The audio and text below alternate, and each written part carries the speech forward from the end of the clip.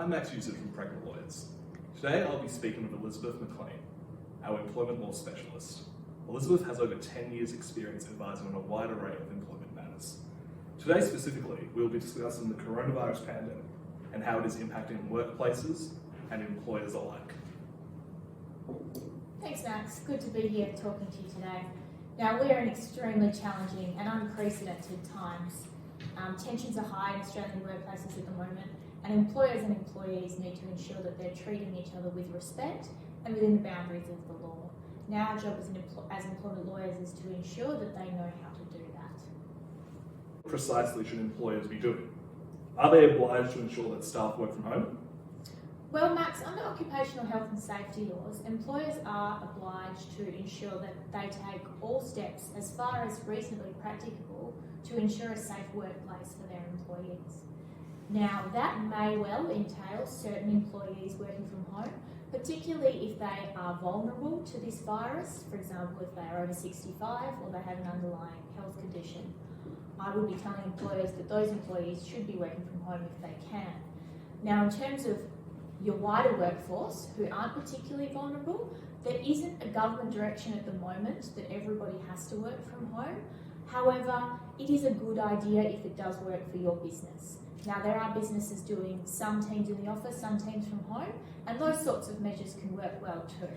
I would also be advising them to take measures such as ensuring hand sanitizers available, there's plenty of hand soap, staff are reminded to wash their hands regularly, and there will also probably be some restrictions around the number of people in common areas like the staff room, the meeting rooms. It might be that face-to-face meetings with clients have to be put off, and you ensure that offices are adequately spaced apart, that we're sitting 1.5 metres from each other as we are today.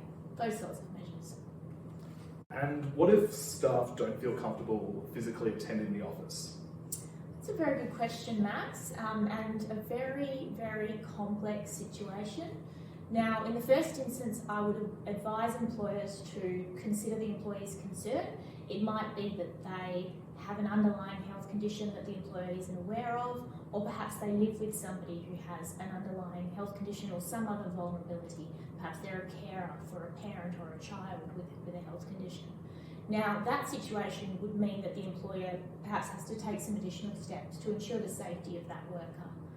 If the worker doesn't have a particular vulnerability and the employer cannot facilitate them to work from home, then it does become quite complex, and I would advise employers to check the provisions of their policies in employment contracts, enterprise agreements and awards, and to seek advice.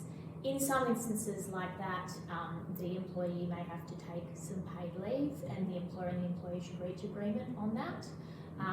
Or it may be that the employee takes some unpaid leave. But again, a complex situation and something that the employer and the employee need to reach agreement on together. I'm sure you know that we've seen a number of businesses being forced to close as a result of the government shutdowns. What happens when an employer can't run their business but employs permanent staff? Now again, Max, it's good for employers and employees to try and reach an agreement in these circumstances. Employers are going to need staff when this pandemic passes or when we control the spread and business starts to kick off again. They don't want to be in a position where they've lost all of their staff and they don't have anyone to run their business. So if your business is closed, try and reach agreement with your key staff. Obviously your casual staff won't have work, and unfortunately a lot of their employment contracts will terminate. Your permanent staff members, you should see whether they have any leave they could take, long service leave, annual leave. They might agree to a pay reduction for 3 or 6 months. They might agree to take half their pay, for example. But again, we would encourage businesses to try and reach agreements with their staff that suits both parties. Now, if the employees cannot be usefully employed, for example, they can't work from home, we know there are a lot of cafes, restaurants, places where the employee physically has to be in the office and they just can't do their job from home.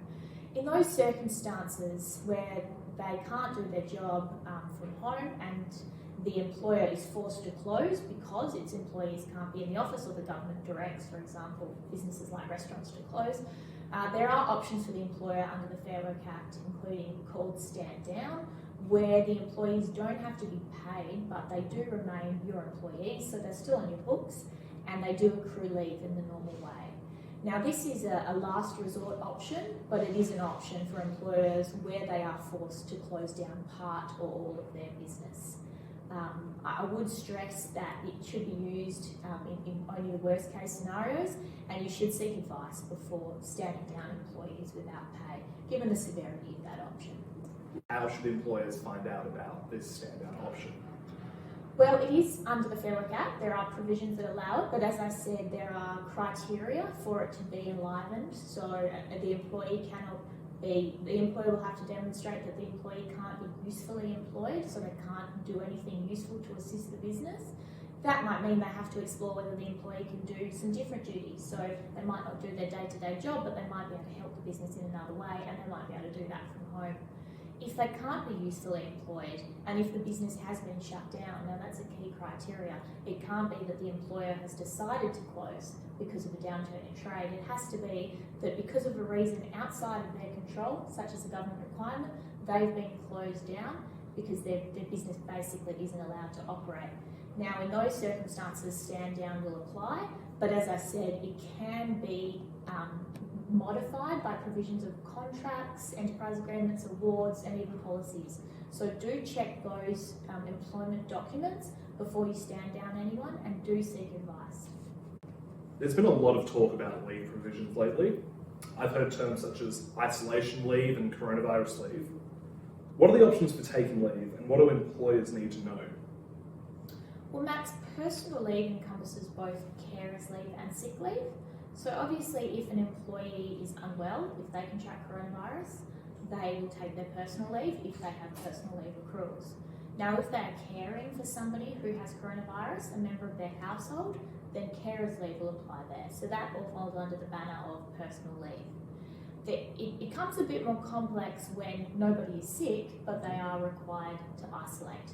Now, there is no such thing as isolation leave under workplace laws. Some employers have instigated their own policies on coronavirus, and they include things like isolation leave or coronavirus leave.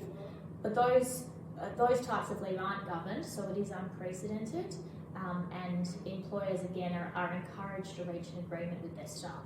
A lot of employees who are on isolation can perform their job from home, so they will probably do that while they're isolating.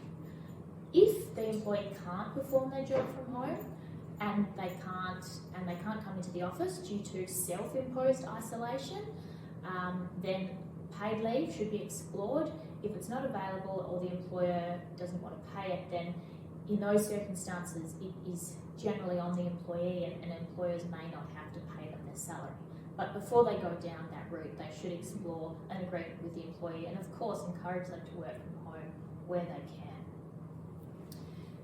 Now, if isolation leave is imposed by the employer, so if, say, there's a suspected case within the office and everybody is sent home for 2 weeks, now the employer can't say, well, now I don't have to pay you because I'm sending the whole office home. Employees should work from home if they can in those circumstances, and if they can't, really the employer does need to keep paying them their salary because the employee is ready, willing and able to work, and the employer is directing them not to work. Where an employer's business have contracted and they have to cut costs, what can they do? Well, unfortunately, this is a position that many businesses are finding themselves in at the moment. We're all in the same boat, essentially, and employers have had success in getting their employees to agree to either a pay reduction or taking some leave or perhaps reducing their hours. So these options should always be explored first. It might be that you ask all your employees whether any of them want to, say, reduce their hours and temporarily go down to 3 or 4 days a week. You may also, and probably as a different solution to that, because these options are usually best applied across the board, so you seek everybody's agreement first and see who's willing. The next option is often, okay, we as a business need to reduce our wages costs, so we're going to be asking everyone to take, say, a 10 or 20% pay cut. Now, obviously that's a difficult decision for the employer to make and a difficult pill for the employee to swallow. It does have to be by agreement. It's unlawful for an employer to unilaterally vary an employee's contract, so employees do need to agree to it. You need the agreement of your employees to impose such a reduction. To try and get your employees' agreement, I would recommend that any such reductions are reviewed periodically. It would be good to review the situation monthly, and that you ensure your employees that as a business you're doing everything you can to try and get them back up to their normal salary as soon as possible. Thank you for your insights today, Elizabeth. We've certainly covered a lot. Do you have any other final tips for employers or employees? I guess as a general point, Max, I just would like to remind everyone that this is temporary and it will pass. It may be necessary to cut costs in the short term, but do bear in mind that you will need some staff down the track, and everyone hopes that their business will bounce back as fast as possible. Now, I mentioned reductions in costs through reductions in wages. The other option is, of course, redundancies, but bear in mind that's obviously a final solution, and you know, if you lose half your staff through redundancies, then you are going to struggle to bounce back as fast as you might be able to otherwise. The government has announced the JobKeeper allowances, subsidies, so that is a really good option that employers should consider before they make decisions around reducing pay and making redundancies. It might be that the wage subsidy, and it's $1,500 per employee, regardless of what they earned, is enough to keep your employees employed, to pay those employees on stand down, which means that they might be there at the end. So it's like a lifeline for them. They get a bit of money, they're not required to work, it doesn't come out of the employer's pockets, and then at the end, the employment relationship is preserved. So I would advise everybody to think long term, remember that this will pass, treat each other with respect, and hopefully we'll get through this together.